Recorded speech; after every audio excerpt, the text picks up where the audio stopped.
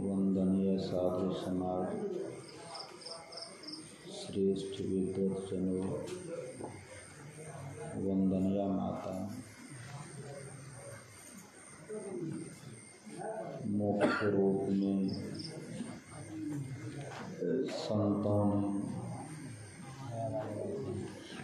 गप काहे करते कोई गप नहीं करियो, कहने इतनी बच्चा सब नहीं थे, खाली सुनियो, खाली की कहते हो।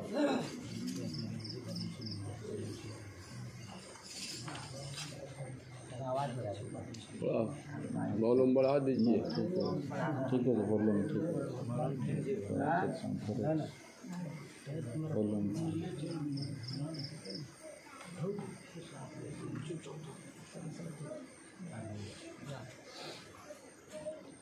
संतों ने ज्ञान को अति मुख्य रूप में दो भागों में बांटा है। एक ज्ञान है परोक्ष ज्ञान और एक ज्ञान है अपरोक्ष ज्ञान। अपरोक्ष ज्ञान यह हुआ कि हमसे पूछे कि इस गांव का मंदिर कैसा है, तो हम आकर देखे कि इस मुंह का मंदिर है, ऐसा मंच है, देखकर जो कहा जाए वह अपरोक्ष ज्ञान। उसमें वस्तु स्थिति ठीक से बताई जाती है कि ऐसा। यदि हम कुंदन जी से पूछकर बताएं कि यह मंदिर कैसा है, तो सुनी हुई बात में अंतर आती है। यह है परोक्ष ज्ञान। किसी भी शंका का समाधान कोई संत ही ठीक कर सकते हैं। उनका ज्ञान अपरोक्ष ज्ञान होता है, अनुभव ज्ञान होता है। हम जैसे साधु महात्माओं का जो ज्ञान है वह वेद, उपनिषद, संतवाणी और कुछ जो उसमें सत्य प्रतीत होता है, उस तरह का ज्ञान। तो जो कुछ हमारे द्वारा इस शंका का समाधान किया जाएगा वह वेद और संतवाणियों के आधार पर ही होगा। पहला शंका या पहला प्रश्न यह है कि सती जीव दूसरा जन्म हिमालय पर्वत की पत्नी मैना के कोख से हुआ। हमारी शंका यह है कि जब हिमालय पर्वत है तो फिर उसका विवाह मैना से होना और संतति के रूप में पार्वती का जन्म होना, ये बातें हम अल्पज्ञ के समझ से परे हैं।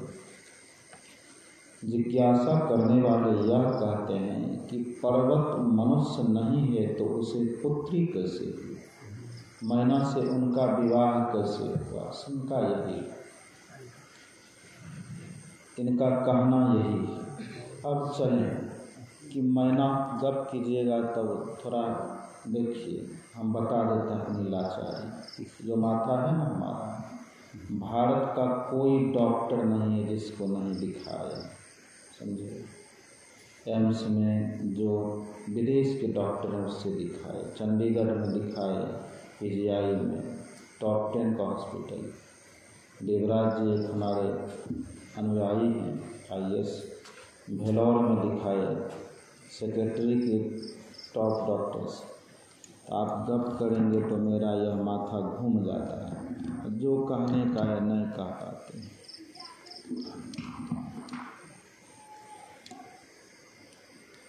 सत्संग पूर्ण शांति खोजता है।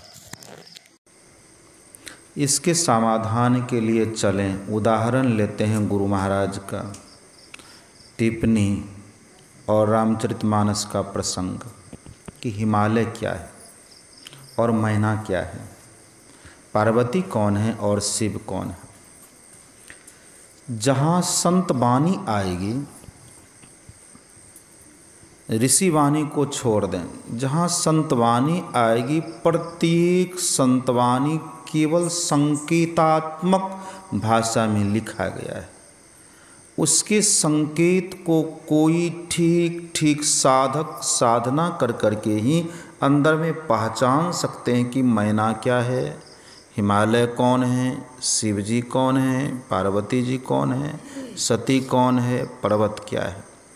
अब जिज्ञासा पर ठीक से चलें। एक प्रश्न को चलेगा 5 घंटा बोलेंगे तब एक प्रश्न का समाधान होगा, तो उतना तो समय नहीं। अब चलें ठीक वहाँ पर कि आपने पूछा है कि हिमालय पर्वत है। अब चलें हिमालय पर्वत है कि क्या है, इसका समाधान भगवान शिव से पूछते हैं। भगवान शिव क्या कहते हैं हिमालय को।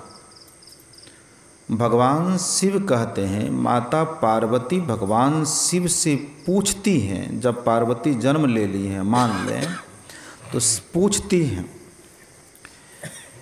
कि हे प्रभु, हे पतिदेव, आपने कागभुसुंडी जैसे पक्षी से यह ज्ञान क्यों सुना।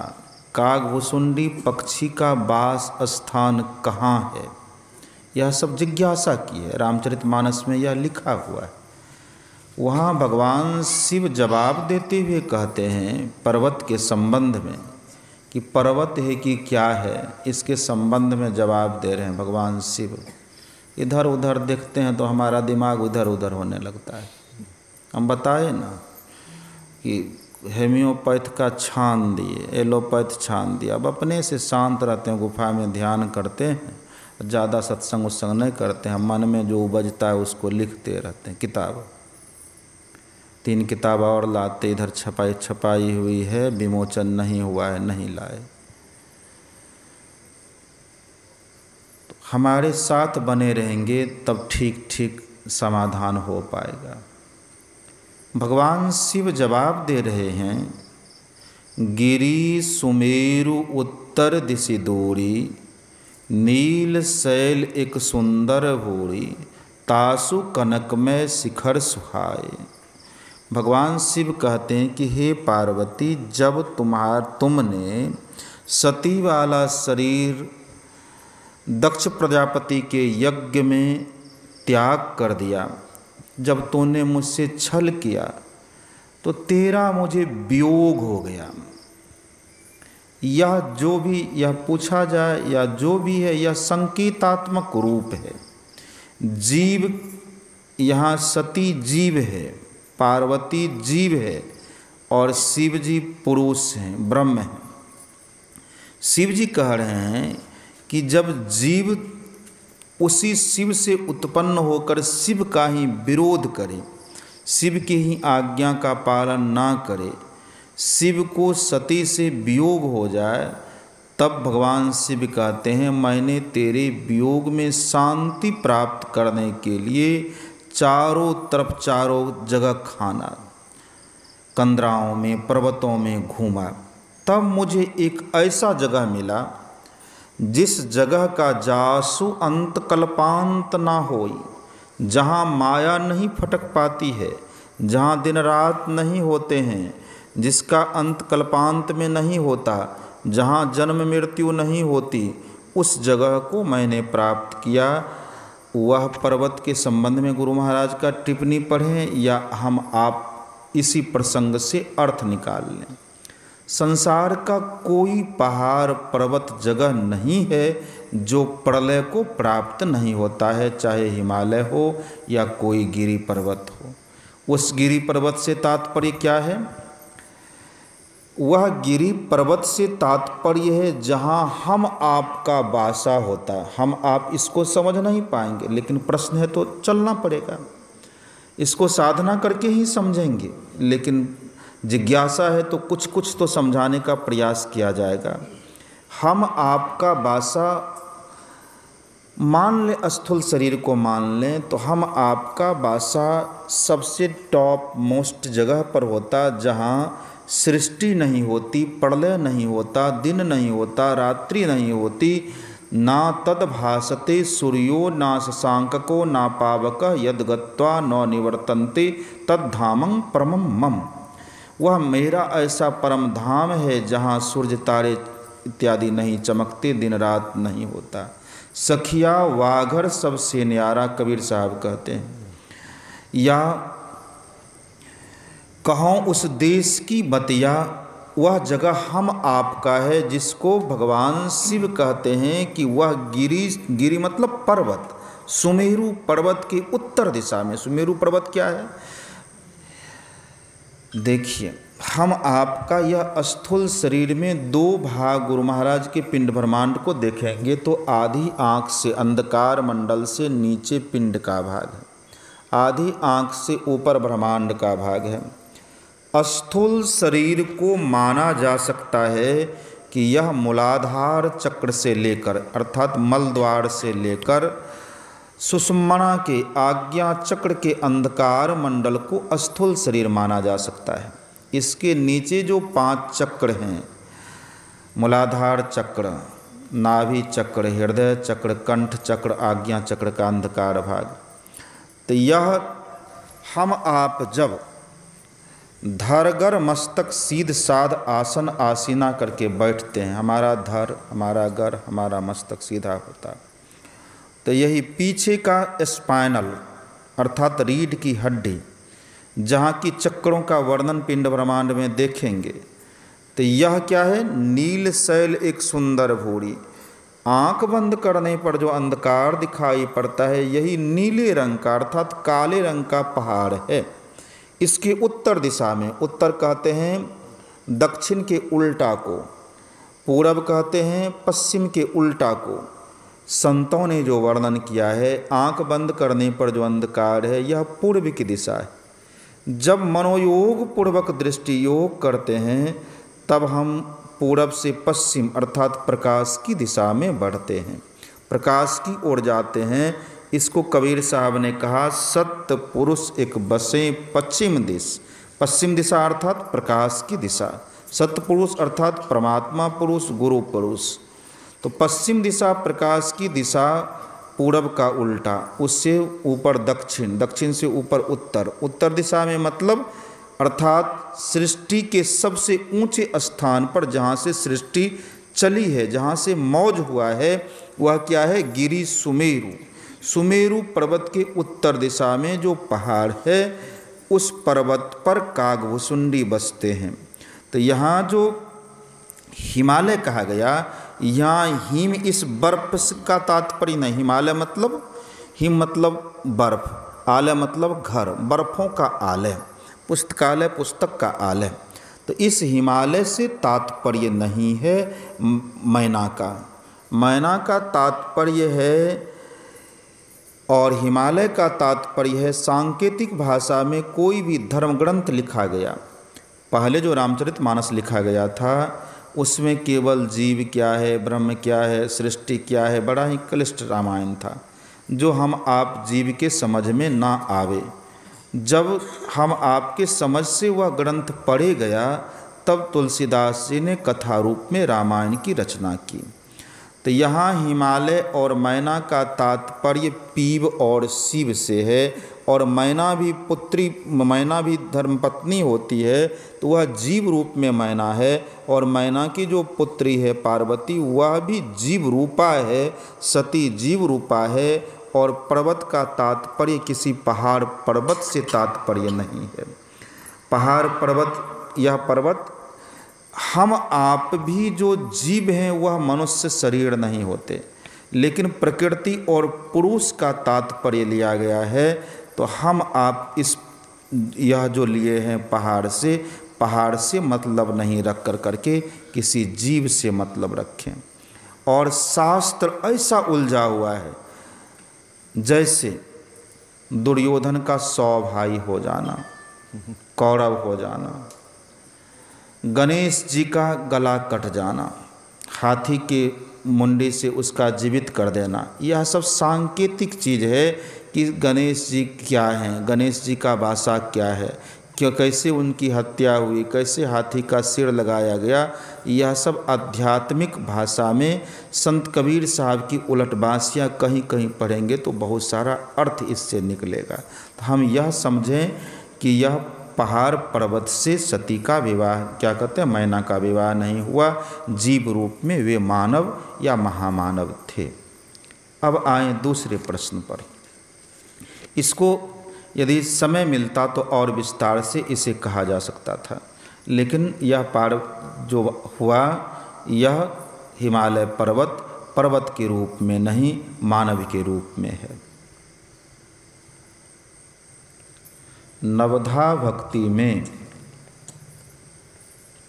राम जी सबरी जी से कहते हैं कि इन 9 में से कोई एक भी भक्ति जिसमें हो, चाहे वह स्त्री पुरुष जड़ हो या चेतन हो। शंका, क्या जड़ से भक्ति हो सकती है? जड़ क्या है? कृपया इनका समाधान करें। जड़ का प्रयोग संतों ने अनाड़ी से, मूर्ख से, जो ज्ञानी नहीं है उस जीव से भी किया है। तो जड़ का तात्पर्य केवल जड़ वस्तु वृक्ष ही नहीं है, हम आप जड़ के भी जड़ हैं। तो यहाँ संतों ने जो प्रयोग किया है किसी किसी शब्द का, वह शब्द केवल उसी वहीं ले चलेंगे तो अर्थ नहीं निकलेगा। चेतन का तात्पर्य, चैतन्य को समझना बड़ा कठिन है। बाबा समझा रहे थे दिन में व्यष्टि चैतन्य और समष्टि चैतन्य। ना हम व्यष्टि चैतन्य को जान रहे हैं ना समष्टि चैतन्य को जान रहे हैं।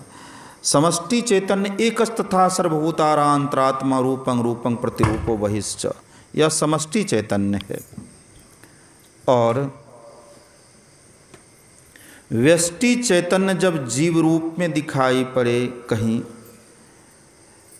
सेट थ्योरी जो पढ़े होंगे मैथमेटिक्स में, पुराने ज़माने के विद्यार्थी, वे सेट थ्योरी में यूनिवर्सल सेट पढ़ते होंगे और एकल सेट पढ़ते होंगे। चाय सेट में चाय पत्ती है, दूध है, पानी है, चीनी है, और केवल चीनी चाय नहीं है, केवल चाय पत्ती चाय नहीं है। उसी प्रकार से समष्टि चैतन्य का तात्पर्य वह चैतन्य जो द्वैतता में ना आवे।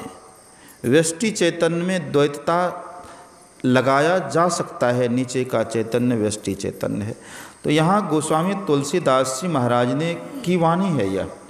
दूसरी बात यह हुई है कि रामचरितमानस बहुतों के हाथ लगे, बहुत सारे संपादक आए, उन्होंने भी शब्दों का प्रयोग किया है। मूल शब्द है तो जड़ चेतन, यहाँ जो है जड़ चेतन कहने का तात्पर्य जड़ से अर्थात मूर्ख, अनाड़ी, अनपढ़, स्लेट, जो कुछ नहीं समझने वाला है उसे जड़ कहा गया है। अर्थात मूर्ख से मूर्ख, अज्ञानी से अज्ञानी, वह किसी में एक प्रकार की भक्ति आ जाए। एक प्रकार की भक्ति आने का तात्पर्य देखिए, यद्यपि एक प्रकार की भक्ति से हम निर्वाण को प्राप्त नहीं करेंगे, लेकिन कम से कम दीक्षा लिए तो काक होई पिक बकऊ मराला का कुछ गुण तो आया। मांस मछली तो छोड़े, अंडा शराब तो छोड़े। जिस प्रकार पहले धड़ल्ले से झूठ बोलते थे वैसा झूठ तो नहीं बोलते। मन में शंका तो रहती है कि झूठ बोलेंगे गुरु महाराज रुष्ट हो जाएंगे या भजन नहीं बनेगा, हिचक तो है।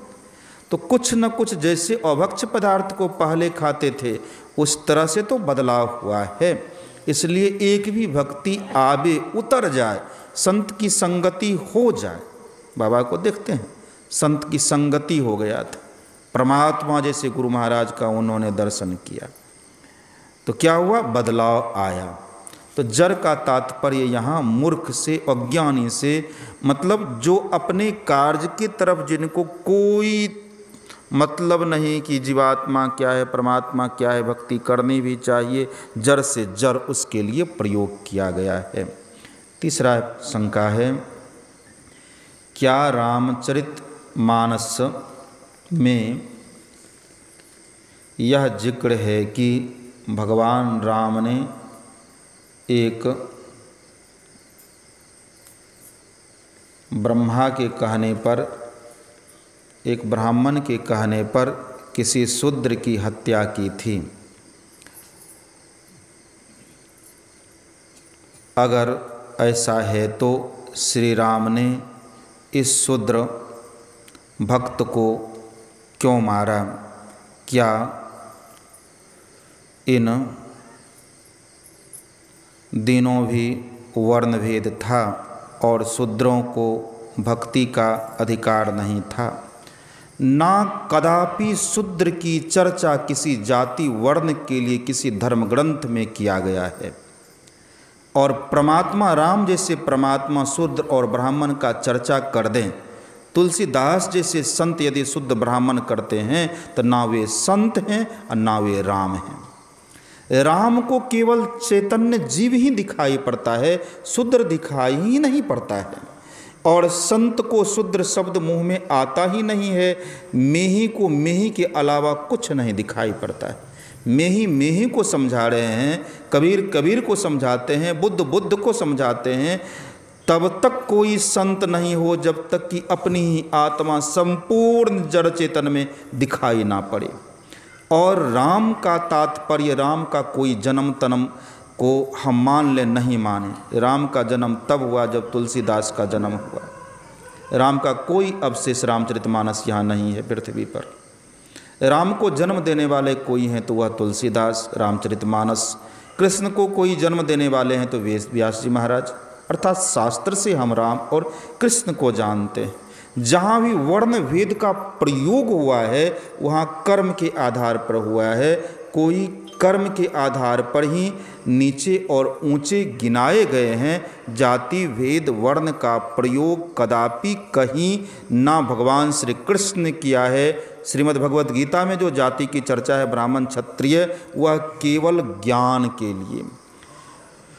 ब्राह्मण शब्द का प्रयोग जहाँ भी कहा गया है, जन्मना जाए तो शूद्रः संस्कारात द्विजः, जो अपने आप का संस्कार कर करके इस मरण धर्मा शरीर से, इस घिनौने शरीर से जहाँ किच्ची गुज्जू नेटा इत्यादि निकलता है, अपने आप को उठा लिया, वही ब्राह्मण है। ना कि जातीय ब्राह्मण की कोई भी चर्चा धर्म ग्रंथ में। इसमें यदि किसी धर्म ग्रंथ में, जैसे अब उदाहरण लेंगे मनुस्मृति में बहुत सारे जाति धर्मों की चर्चा है। उसमें क्या हुआ, बहुत सारा शासन आया, मुगल शासन काल आया, भारी परिवर्तन हुआ, धर्म ग्रंथों में परिवर्तन कर दिया गया, संपादकों के हाथ लगा। हम सांकेतिक भाषा में कुछ कहना चाहते हैं।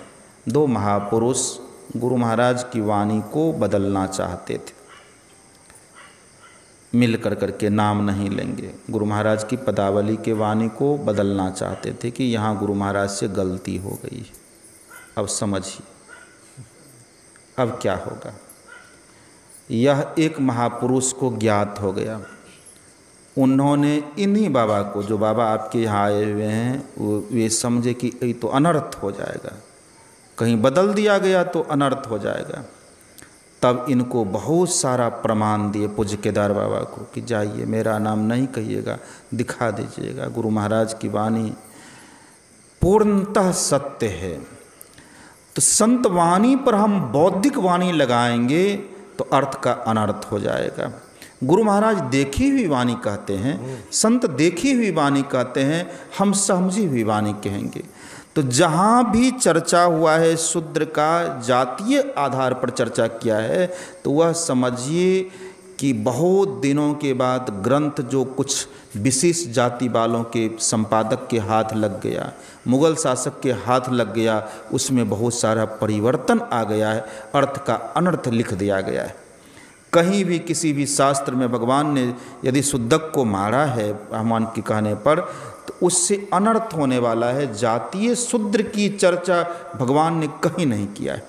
लोग यह भी पूछते हैं, ढोल गमार शूद्र पशु नारी ये सब हैं तारन के अधिकारी। वहाँ देखिए कौन कह रहा है, वहाँ समुद्र आर्त भाव में प्रार्थना कर रहा है, प्रभु हम तो अनारी हैं, मौसम पतित को जो सको तारी, तुमरे बलिहारी। अब कोई मिहिदास जी महाराज के यह अर्थ को कह दें, मिहिदास जी अपने को पतित कहा है, अनारी कहा है, तो वह अपना बुद्धि लगा रहे हैं।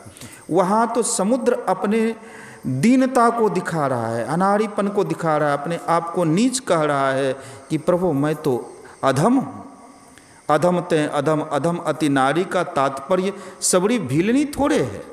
सबरी तो उच्चतम अवस्था को प्राप्त किए हुए भगवान वहाँ भामनी कह रहे हैं, और सबरी अपने आप को जाति से निम्न नहीं कह रही हैं, नीच अनारी कह रही हैं। तो यहाँ शूद्र का तात्पर्य कहीं कहीं भक्तों ने अपने आप को विनम्रता का प्रदर्शन कराया है शूद्र कह कर करके, और जिसकी मति मारी गई हो, जो अनर्थ करने वाला संसार में हो, वही शूद्र कहा गया है, ना कि जातीय वर्ण धर्म का प्रयोग भगवान राम जैसे मर्यादा पुरुषोत्तम कदापि किए हैं।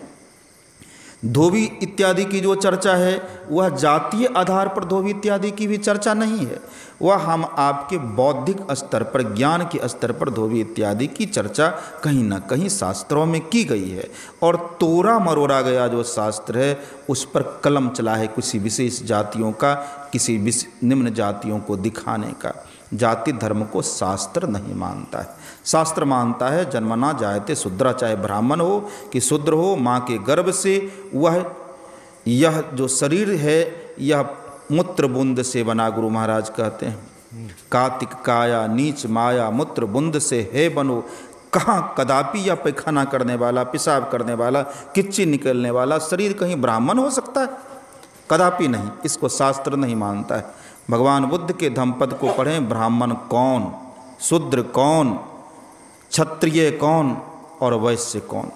और शरीर को भगवान श्री कृष्ण ने पैर से नीचे शूद्र माना है चलकर काम करने के लिए, पेट को वैश्य माना है, और टॉप ऑफ क्रिएशन को ब्राह्मण माना है जहाँ आत्मज्ञान हो, भुजा को क्षत्रिय माना है। जातीय आधार पर कोई शास्त्र शूद्र इत्यादि की चर्चा नहीं की है, इसलिए यहाँ शंका नहीं हो कि भगवान शूद्र को ब्राह्मण के कहने पर मारा है। चौथा प्रश्न है, प्राकृतिक कठिनाइयाँ की लिखा, प्राकृतिक कठिनाइयाँ घटित होती है, इनमें जान माल की हानि होती है,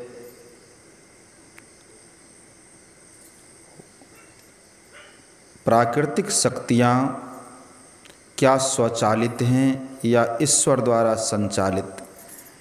यदि प्रकृति ईश्वर रचित है तो फिर यह प्रकृति विनाश क्यों लाती है? जिसमें लिखे वाला रहती है तब न कि लिख लखिन उल्टा पुल्टा कुछ लिखल, जो लिखने वाले हैं वे रहे तो अच्छा है, जिनमें अव्यक्तों के साथ साथ अभक्तों के साथ साथ भक्त भी आर्थिक, मानसिक और दैहिक हानि होती है। भला ईश्वर अपनी संतान का नुकसान क्यों करवाए? समझने से, जैसा लिखा गया, समझने से यह पता चलता है, वह पूछना चाहते हैं कि प्राकृतिक आपदाओं में भक्तों का भी जो हरास हो जाता है, चिंता हो जाती है, हानि हो जाती है, आपदा हो जाती है, वह क्यों? जब परमात्मा की यह सृष्टि है तो परमात्मा क्या करते हैं, इसको इस तरह से समझें। नाटक खेल रहे थे, हमारे पिताजी का जो अभिनय था राजा हरिश्चंद्र का, मेरा जो अभिनय था रोहिताश्व का, रोहित का हम पाठ खेल रहे थे। परमेश्वरी यादव नाम के जो सज्जन थे वे महारानी सेव्या का पाठ खेल रहे थे। हमारी माँ को यदि पता होता कि मेरा बेटा सचमुच मर जाएगा तो नाटक खेलने देती, सांप डांस करेगा तो नाटक खेलने देती, नहीं नाटक खेलने देती। यदि परमेश्वरी यादव को हमारे पिताजी कल होकर के कहते परमेश्वरी रात में तो तू हमार पत्नी बन ले रहा, चल पत्नी बन कर रहो, तो परमेश्वरी यादव क्या कहता है कि मास्टर पगला गलो है, वो तो नाटक में तोहर पत्नी बन ले कि सच्चे तोहर पत्नी छे, मुँह मरद तो हूँ मरद तो पत्नी कैसे? हम देख रहे थे नाटक करते हुए कि जब हमको सर्पदंश किया है, महारानी हमको गोद में लेकर श्मशान गई है, लोग जार बाजार नीचे रो रहे हैं, हम तो नहीं रो रहे, हम तो बुझ रहे हैं कि हम नाटक कर रहे हैं। ठीक वही समझिए, यह नाटक का दृश्य, अद्भुत नाटक कांड मरने पर, गलने पर, सड़ने पर हम आपको जरा भी बोध नहीं होता है। गुरु महाराज कहते हैं तन मन सुख है ना सुख तेरो, आत्म सुख निज तेरे। आत्मा को सड़ने, गलने, नदी में डूबने, कोरोना में मरने पर क्षति नहीं होती है, जिस तरह नाटक के किसी खेल में क्षति नहीं होती है। परमात्मा की सृष्टि और मौज केवल और केवल एक खेल है। हम कराहते हुए भी कराह रहा है कोई और, वह नाटक का कराहना समझिए, वह वास्तविक घटना आत्मा के लिए नहीं है, मन के लिए है। मन को केवल भान हो रहा है कि रो रहे हैं। हमारी माँ बहुत रोई, 2 भाई हैं, दोनों भाई जब सन्यासी हो गए तो बहुत रोई। तो एक महात्मा जी बोले, अच्छे महात्मा जी थे, माँ थोड़े काने छे, ममता काने छे। तो हम समझ गए ममता कान रही है, अर्थात भगवान लक्ष्मण जी की बात को सुन रहे थे ना पाठ में आज। सपने हो ही भिखारी नृप, रंक नागपति होय, जागे लाभ न हानि कछु, तिमी प्रपंच जिये जोय। लक्ष्मण जी कहते हैं स्वप्न में जैसे भिखारी इंद्र हो जाए कोई लाभ नहीं, इंद्र भिखारी हो जाए कोई हानि नहीं। सोना जागना यह संसार का खेल है, इसमें परमात्मा की सृष्टि फीड है। परमात्मा अकर्ता पुरुष हैं, उनको कुछ नहीं होता है। यह जो खेल है यह कर्म सिद्धांत इसी पर कहा गया कि हमारे आज के हम भक्त और अभक्तों का ही कल्याण सूर्य उदय हो तो केवल पैखाने पर पड़ेगा, फूल पर पड़ेगा, ऐसी बात नहीं है। बराबर मात्रा में पैखाना और फूल पर, दोनों पर सूर्य की किरण रहती है। उसी प्रकार से परमात्मा अलिप्त रहते हैं प्रकृति की सारी घटनाओं से। आज हम भक्त हैं, कल हम भक्त नहीं थे। नीचे के मंडल में आप कह रहे हैं, ऊपर के मंडल में तो अकर्ता है। जो मुर्दा में रह करना मुर्दा कहाता, जो जिंदा में रह करना जिंदा कहाता, जो जाता कहीं ना आता कहीं से, सोई आत्मा है, सोई आत्मा है। मुर्दा में आत्मा है, मुर्दा से आत्मा खाली नहीं है। जिस लकड़ी में रखे उसमें वही आत्मा, मुर्दा में वही आत्मा, जो आग लगा रहा है वही आत्मा, जो आग है वही आत्मा, आग धधक रही है वही आत्मा, आत्मा ही धधक रही है, आत्मा ही राख हो गई, पंचतत्व में मिल गया। तो चैतन्य समष्टि प्राण और विकृत सत्ता है, उसमें विकृति नहीं आती। अब एकाएक बाढ़ आया, सब गांव भस गया। तो यह एक अद्भुत नाटक कांड है। इसी को भगवान श्री कृष्ण ने इसी प्रश्न पर, जो यह प्रश्न किया गया है, इसी प्रश्न पर भगवान ने श्रीमद् भगवद गीता का 700 श्लोक कहते हुए आत्मा की अमरता और संसार की नश्वरता का ज्ञान दिया है। तथापि जब नीच भाव नीचे में लें तो परमात्मा को दया कब आएगी? जब सच्ची घटना होगी तब तो। नाटक का आग लगना, इस पर दया आने की कोई आवश्यकता नहीं। शरीर के मरने पर भगवान श्री कृष्ण को तो देख रहे हैं कि अभिमन्यु नहीं मारा गया, अर्जुन के लिए न अभिमन्यु मारा गया, भगवान के लिए नहीं मारा गया।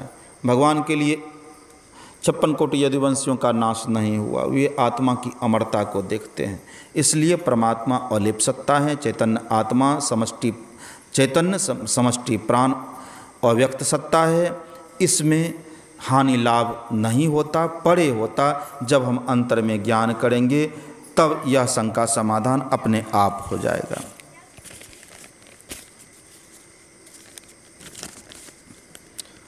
पांचवा प्रश्न है, जीव, आत्मा, जीवात्मा एवं परमात्मा क्या है, अर्थात इनके बारे में बताएं। अच्छा, लक्ष्मण जी ने यही पूछा है, भगवान ने इसका जवाब दिया है। माया ईस न आप कहं, केवल स्थानांतरण है। देखिए, गंगा जब हिमालय से निकलती है तो वहाँ वह गंगा गंगोत्री से निकलती है, तो गंगा का नाम वहाँ भगीरथी है। नीचे आई हम लोग गंगा कहते हैं, बंगाल में चली गई पद्मा कहते हैं। चैतन्य विशुद्ध आत्मा ही परमात्मा है। विशुद्ध समष्टि प्राण समष्टि चैतन्य ही परमात्मा कह करके पुकारा गया, जो मन बुद्धि में नहीं आवेगा। दिन में जो हम कह रहे थे कि जब पृथ्वी नहीं रही होगी तो क्या रहा होगा, हम परमात्मा नहीं कह रहे थे। हम कह रहे थे कि यहाँ चलें कि जब कुछ नहीं रहा होगा तो क्या रहा होगा। परमात्मा को देखा नहीं जा सकता, कुछ नहीं रहा होगा तो आत्मा का स्वरूप क्या होगा। तो आत्मा परमात्मा को नहीं जान सकते हैं।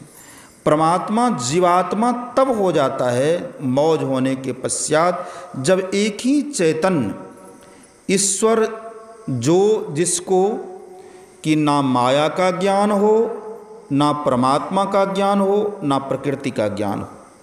माया ईश न आप कहूँ, जिसका कुछ को ज्ञान नहीं हो, ना वह प्रकृति को समझ रहा हो, ना चैतन्य ब्रह्म को समझ रहा हो, ना माया को समझ रहा हो, वह जीव है। जब जीव पर त्रैपट घटतम प्रकाश और शब्द पट त्रय जीव पर हैं छाड़े, जीव के ऊपर त्रैपट छा जाता है, जीव के ऊपर माया छा जाती है, तब वह जीवात्मा कहलाता। शुद्ध आत्मा के ऊपर आवरण आ जाए किसका?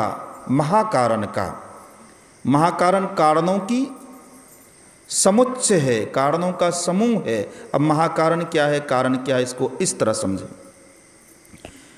किसी सज्जन को ना घर की आवश्यकता है, ना भोजन की आवश्यकता, वे मस्त हैं, जो करें कोई चिंता नहीं। मन में जिज्ञासा हो गई, मौज हो गया, आकांक्षा हो गई, इच्छा हो गई, तरंग उत्पन्न हो गया। समुद्र शांत है, समुद्र में कोई ढेला फेंक दिया, तरंग उत्पन्न हो गया, अब हिलते हिलते अंतिम तक जाएगा।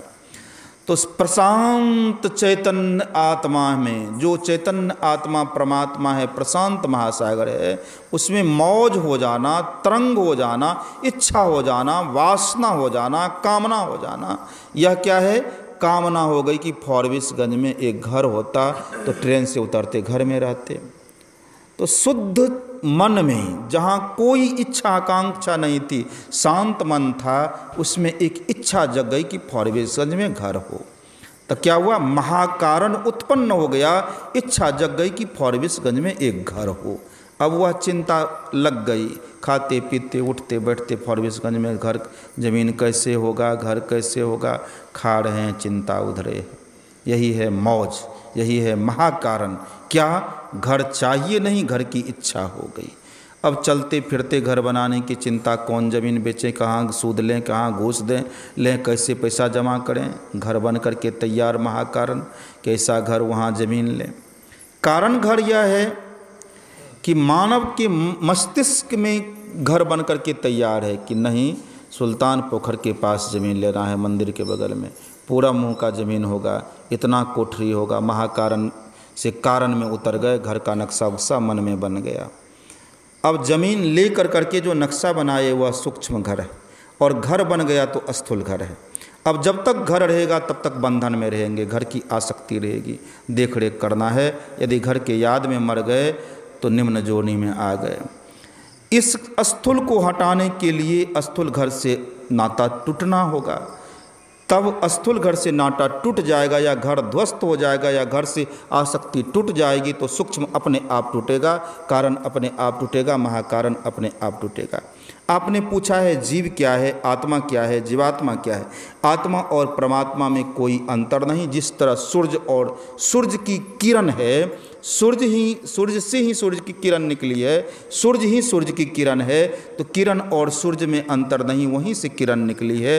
एक लोटा गंगा जल आत्मा, वह भी आत्मा नहीं कह सकते हैं। वेद में विशुद्ध परमात्मा के लिए ही आत्मा का प्रयोग किया गया है।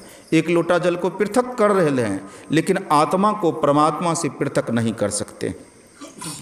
आत्मा से एक आत्मा नहीं कह सकते हैं। समष्टि को अलग नहीं किया जा सकता है। हवा को बैलून में भर कर के भी हम हवा के समुच्चय से अलग नहीं कर सकते। हवा बैलून के रगरग में भी है, बाहर भी है, भीतर भी है। तो वह आत्मा और परमात्मा में एक आवरण लग गया शरीर का, लेकिन शुद्ध आत्मा और परमात्मा एक ही है। जीवात्मा पर जब त्रैपट आ जाए, अंधकार प्रकाश और शब्द का पट आ जाए, जीवात्मा पर जब शुद्ध आत्मा पर महाकारण, कारण, सूक्ष्म और स्थूल शरीर का आवरण आ जाए तो वह जीवात्मा कहलाता है। तो यही डिफरेंस है जीवात्मा में, परमात्मा में और आत्मा में। क्या ईश्वर, छठा प्रश्न है, क्या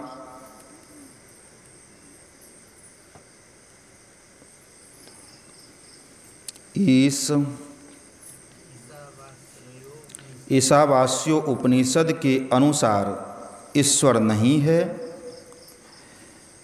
बल्कि इस संसार में ईश्वर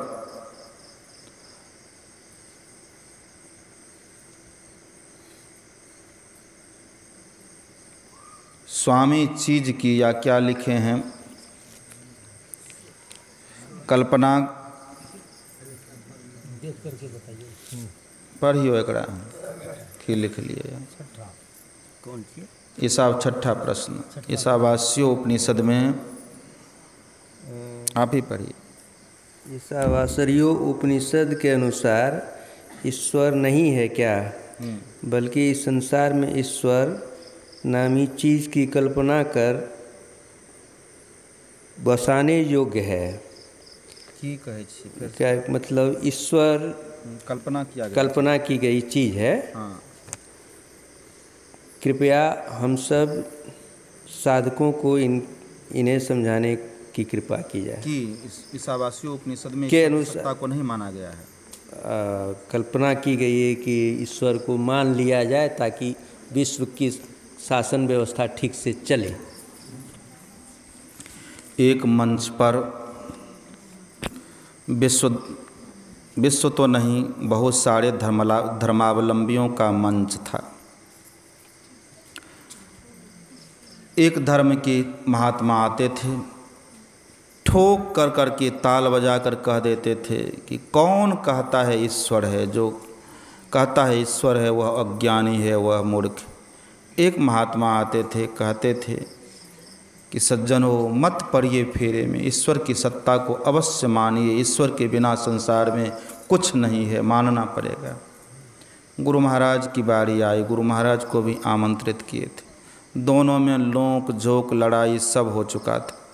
गुरु महाराज आए तो गुरु महाराज का यह शब्द था, जो कहते हैं ईश्वर की सत्ता है वे ईश्वर को दिखा नहीं सकते, जो कहते हैं ईश्वर नहीं है उनके नहीं कहने से ईश्वर की सत्ता खत्म नहीं हो जाएगी। दोनों बातें गुरु महाराज ने कहा।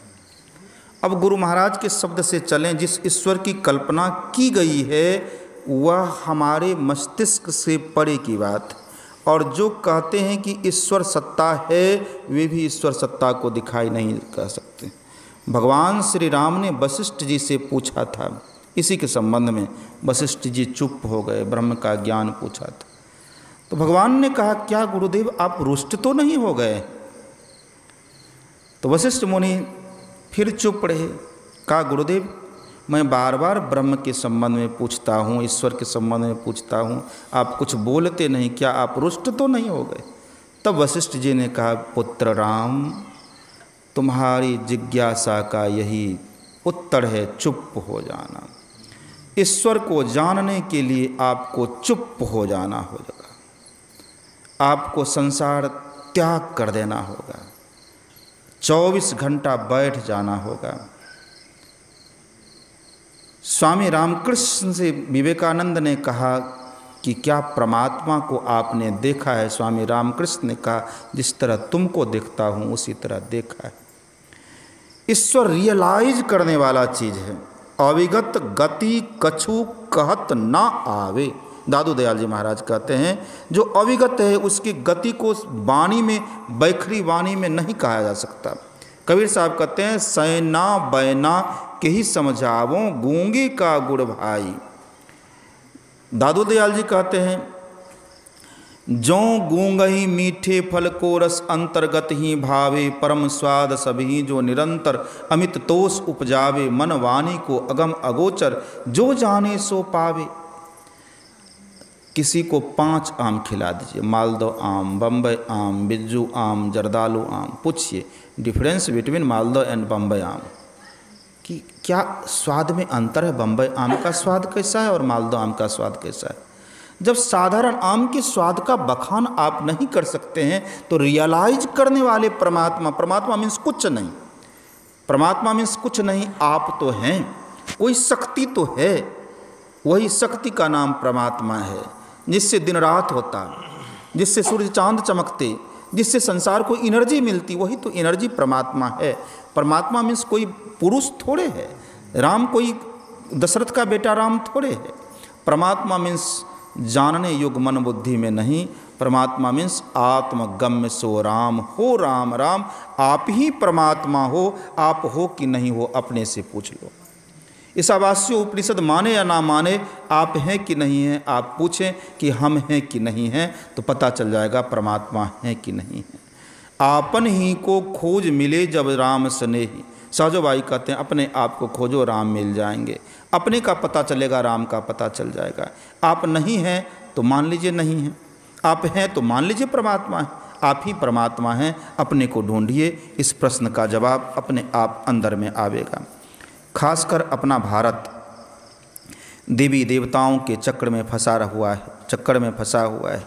क्या देवी देवताओं की सृजना हमारे समाज के इन चतुर लोगों के द्वारा की गई है, जो अपने से निम्न वर्ण वालों को पशुवत समझते थे। देखिए, संतवाणी में देवी देवता का शब्द आया है। देवी देवता का तात्पर्य दुर्गा जी का कदापि वह रूप ना था, ना माने। मानवीय मस्तिष्क से संतमत का ज्ञान अलग है। अपने अंदर में देवी देवता, वह तेज, वह एनर्जी, वह पावर जो कुछ करता है उसको देवी देवता कहा जाता है। देवी देवता मीन्स कोई दुर्गा भगवती ऐसे नहीं आई। देवी देवता यदि समय रहता तो इसकी विस्तृत चर्चा होती।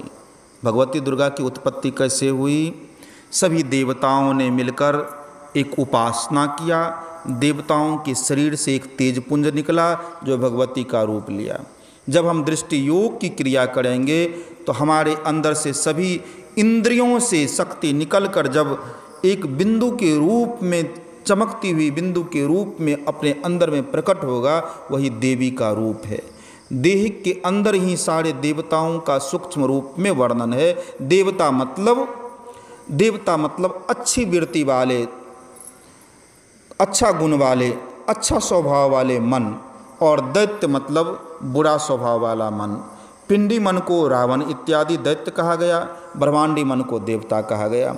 ये जो कल्पना है पुराण इत्यादि की, वह अवश्य ही किसी देवी देवता की चर्चा की गई है, लेकिन शुद्ध रूप में जहाँ देवी देव समस्त पूर्ण ब्रह्म परम प्रभु गुरु में करे निवास कहते हैं संत सबू, यह सब जो कहा गया है, यह सब देवी देव समस्त पूर्ण ब्रह्म एक शक्ति के लिए प्रयोग हुआ है।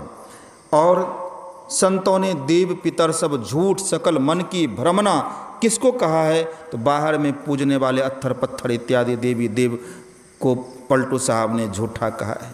तो बाहरी मान्यता जो देवी देवताओं की है वह सब झूठा काल्पनिक चीज़ है। और जहाँ देवी देवता शक्ति के रूप में अंदर में संतों ने वर्णन किया है, वह देवी देवता झूठा भी वर्णन हुआ है शास्त्रों में और सत्य रूप में भी वर्णन हुआ है। तो आपको अर्थ लगाना होगा। आगे पीछे के पंक्ति से कहाँ देवी देवताओं को झूठ कहा गया है, जहाँ पाखंड रूप में ब्राह्मणों इत्यादि के द्वारा, मुगल शासकों इत्यादि के द्वारा देवी देवता भूत पितर इत्यादि की पूजा की गई है, वहाँ केवल पाखंड है। जहाँ शक्ति के रूप में उपासना की गई है दुर्गा देवी की इत्यादि की, दुर्गा सप्तशती मार्कंडे ऋषि का अंतर का उपज है, जो अपने अंदर में प्रकाश रूप में, नाद रूप में भगवती हैं, वहाँ यह सत्य रूप में देवी देवताओं की चर्चा की गई। तो पाखंड को, हाँ तब यह है कि प्रश्न शेकड़ा खत्म करूँ। तो यही आपका यह छठा प्रश्न था। इसी के साथ यह समाधान अभी का विश्राम होता है।